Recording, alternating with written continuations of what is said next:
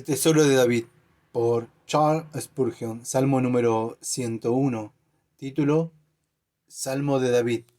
Este es precisamente un salmo que el hombre, según el corazón de Dios, redactaría cuando estaba a punto de llegar a ser rey de Israel. Es de David por completo, directamente, decididamente. No hay indicio de vacilación. El Señor le ha designado para ser rey, y él lo sabe. Por tanto, se propone en todas las cosas comportarse como corresponde a un monarca a quien el mismo Señor ha escogido.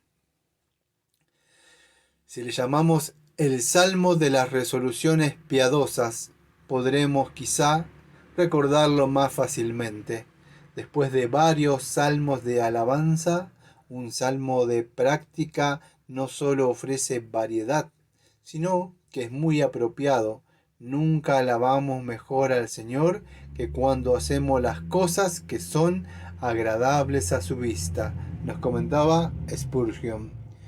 Este es el salmo que los antiguos expositores acostumbraban a designar el espejo para los magistrados, y es en realidad un excelente espejo. Aceleraría muchísimo la llegada del tiempo en que toda nación sería la posesión de Cristo y cada capital una ciudad del Señor.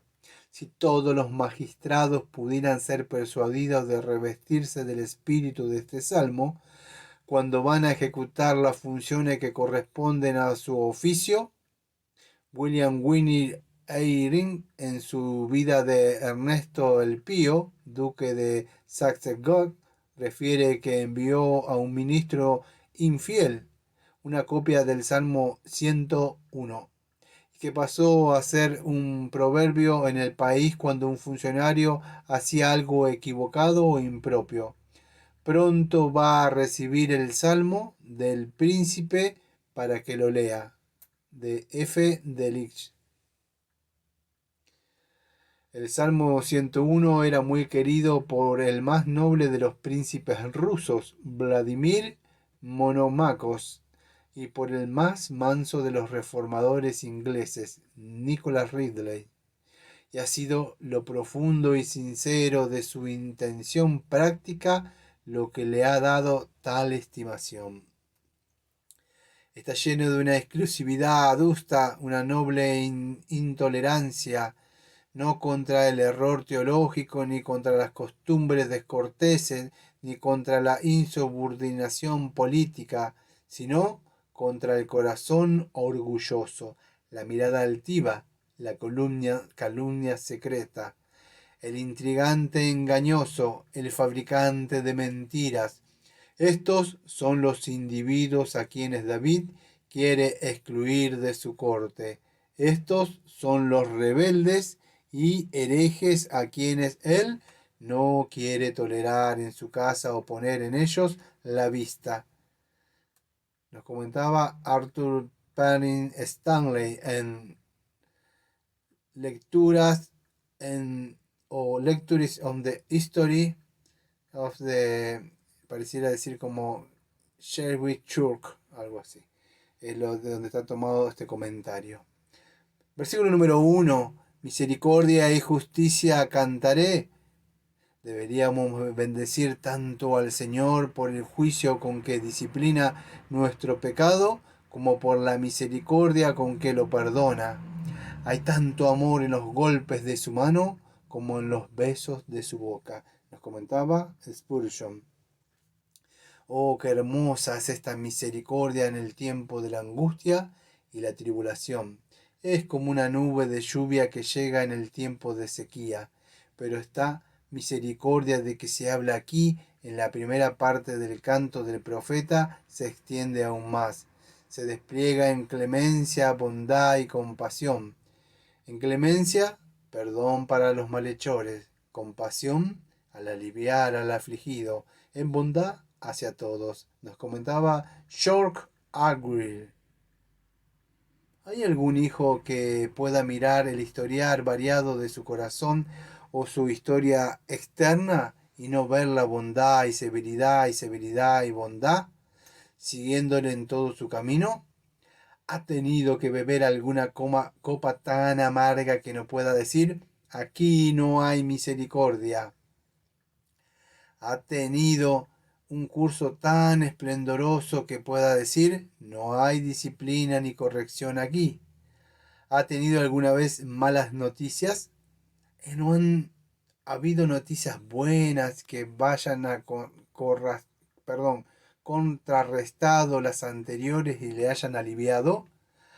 ¿Ha sido su cielo tan oscuro que no ha habido ninguna estrella visible, una nube tan negra que no haya habido rastro de promesa del arco iris en ella? Nos comentaba Hugh Stowell.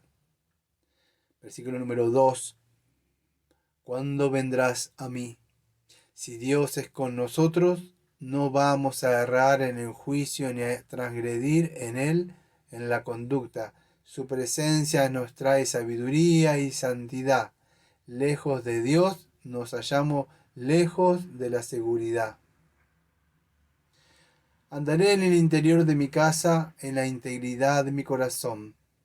Lector, ¿cuál es tu comportamiento en relación con tu familia? ¿Cantas en el coro y pecas en tu casa? ¿Eres un santo fuera y un demonio en casa? ¡Qué vergüenza! Lo que somos en casa, esto es lo que somos verdaderamente.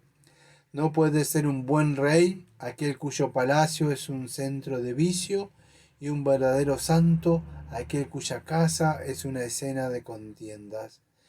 Ni un ministro fiel aquel que no es bienvenido cuando aparece en la casa alrededor del hogar. Nos comentaba Charles Spurgeon. Es un mal marido el que tiene dinero para gastar entre sus amigos afuera, pero no lo tiene para aprovisionar a la familia en su casa.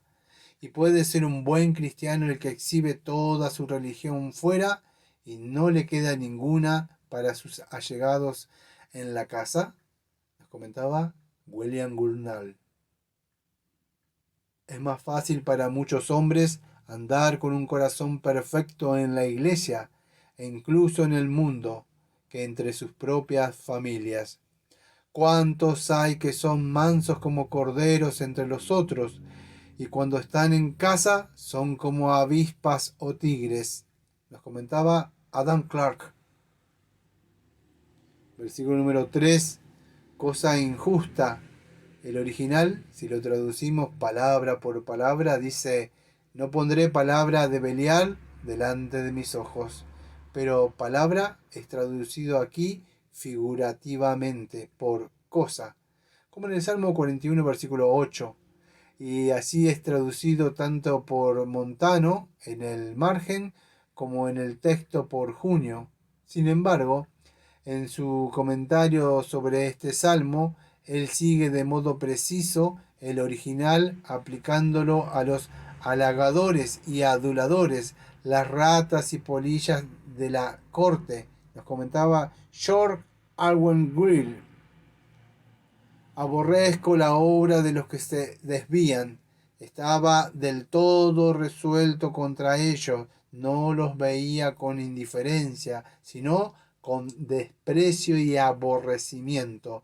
El odio al pecado es un buen centinela a la puerta de la virtud, lo comentaba Spurgeon. Nada de ello se me pegará. Un pájaro puede descender y posarse sobre la casa de uno, pero puede decidir si hacen nido allí o no. Y el diablo o sus instrumentos pueden presentar un objeto malo a la vista de un hombre, pero éste puede decidir si lo acepta y lo abraza o no. El que un hombre ponga delante de sus ojos cosas malas no es otra cosa que pecar en el propósito de disponerse a pecar o venderse al pecado, como lo hizo Acab. Ver Primera de Reyes, capítulo número 21. Nos comentaba George Orwell.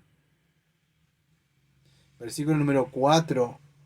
Un corazón perverso.